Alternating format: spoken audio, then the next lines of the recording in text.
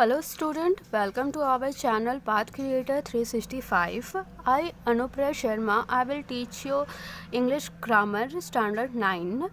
Dear student, lockdown is now. After 1 and 2 months your exam will be conduct. सो हम लोगों को English grammar पढ़नी चाहिए एंड मैं आप लोगों को सिलेबस बता देती हूँ एट अ ग्लांस में कि आप लोगों को क्या क्या पढ़ना है। ओके तो सबसे पहले हम लोगों को टेंस कंप्लीट करनी है, मॉडल्स कंप्लीट करनी है, use of passive voice complete करनी है, ठीक है, और सब्जेक्ट वर्ब कंकर्ड यूज़ पढ़नी है, रिपोर्टिंग कमांड्स एंड रिक्वेस्टेड पढ़नी है, क्लाउजेस पढ़नी है जिसमें हम लोग पढ़ सकते हैं नाउन क्लाउजेस,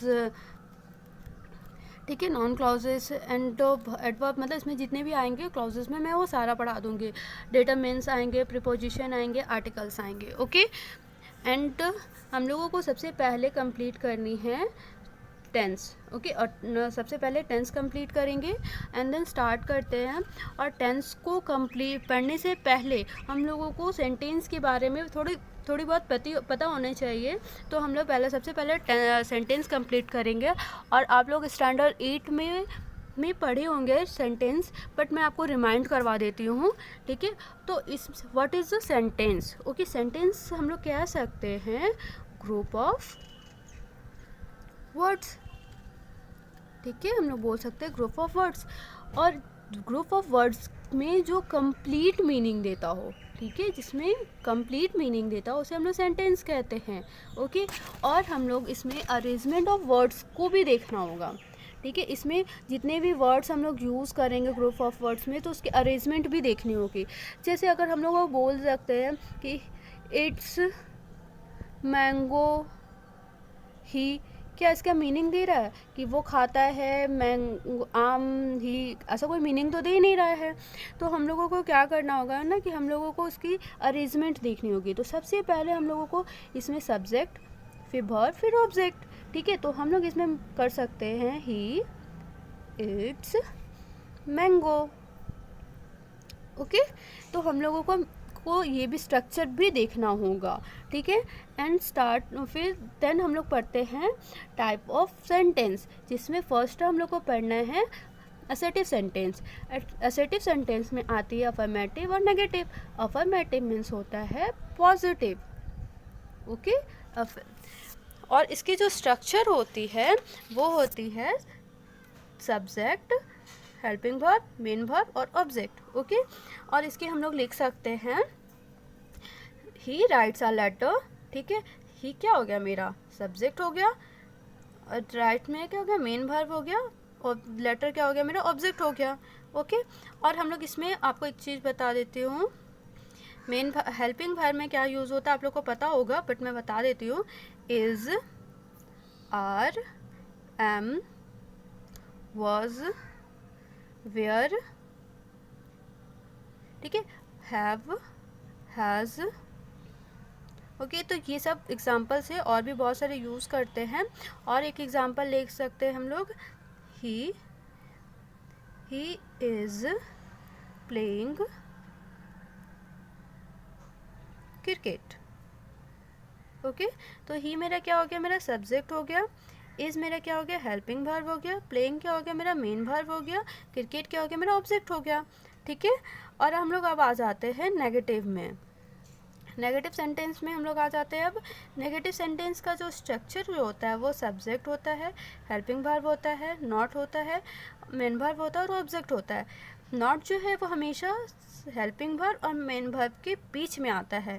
आप ऐसे नहीं लगा सकते हो कि subject plus not plus helping verb plus main verb, या फिर subject plus helping verb plus main verb plus not, ऐसे हम लोग कभी यूज़ नहीं करेंगे। हमेशा जब भी यूज़ करेंगे तो हेल्पिंग वर्ब और मेन वर्ब के बीच में यूज़ करेंगे, ठीक है। इसकी जो मतलब स्ट्रक्चर जो इसका अरेंजमेंट भी हम लोगों को देखना है। ओके तो इसमें जैसे हम लोग एग्जांपल देख सकते हैं, he does not write a letter. Okay तो इसमें ही मेरा क्या आ गया, मेरा सब्जेक्ट हो गया, डज नॉट क्या हो गया मेरा हेल्पिंग वर्ब हो गया, और नॉट मेरा यहाँ पे क्या हो गया, मेरा नॉट तो दिया हुआ है, फिर मेरा क्या है मेन वर्ब है, तो मेन वर्ब मेरा क्या है राइट है। और फिर यहाँ पे एस नहीं लगाएंगे क्योंकि हम लोग यहाँ पे ऑलरेडी डज लगा दिए हैं। और लेटर, क्या हो गया मेरा ऑब्जेक्ट हो गया। ओके, एंड देन हम लोग अब पढ़ेंगे दूसरा सेकेंड नंबर में इंट्रोगेटिव सेंटेंस, जिसमें पहला होता है क्लोज एंडेड, जिसमें सिर्फ हम लोग यस और नो में आंसर देते हैं। ठीक है, यस और नो में आंसर देते हैं।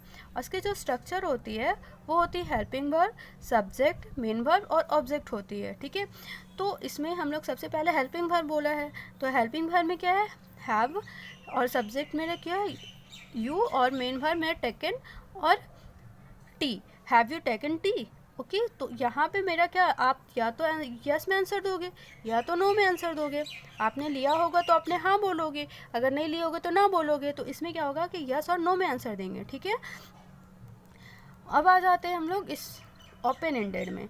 ओपन एंडेड में क्या होता है ना, क्वेश्चन वर्ड आते हैं, यानी कि इसे हम लोग क्वेश्चन वर्ड बोल सकते हैं, व्हाट, वेयर, वाई, जितने भी WH क्वेश्चन जिसे आप क्वेश्चंस कर सकते हो वो सारे वर्ड तो हम लोग यूज़ करते हैं। उसके बाद हम लोग हेल्पिंग वर्ब, फिर सब्जेक्ट, फिर मेन वर्ब, फिर ऑब्जेक्ट, फिर क्वेश्चन मार्क। ओके, जैसे एग्जांपल लेते हैं हम लोग, व्हाट हैव यू टेकन।